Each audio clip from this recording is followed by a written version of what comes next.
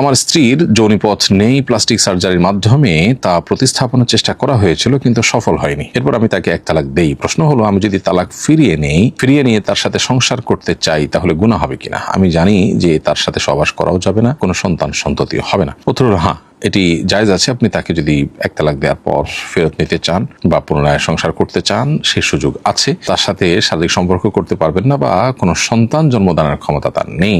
এটি জেনে শুনে আপনি তার প্রতি আপনার ভালোবাসার জায়গা থেকে আপনি স্ত্রী হিসাবে যদি তাকে স্থান দেন এবং স্ত্রী হিসাবে যদি তার সাথে সংসার করেন, তাহলে সেক্ষেত্রে সেটা অবশ্যই আপনার উদারতা হিসেবে শরীয়ত বিবেচনা করবে এবং এটা আপনার জন্য নিষিদ্ধ কোনো বিষয় নয়। স্বামী স্ত্রী হিসাবে বৈবাহিক সম্পর্ক করার জন্য সহবাসে সক্ষম হতে হবে এরকম কোনো শর্ত নেই। তবে হ্যাঁ, আপনার নিজের চরিত্রের হেফাজত করার বিষয়টি আপনাকে অবশ্যই নিশ্চিত করতে হবে। যদি সেখানে কোনো ল্যাকিংস তৈরি হয় তাহলে সেক্ষেত্রে আপনি প্রয়োজনে আরেকটি বিয়ে করবেন, কিন্তু এই স্ত্রীকে আপনি স্ত্রী হিসাবে গ্রহণ করতে শরীয়ত দৃষ্টিকোণ থেকে কোনো বাধা নেই।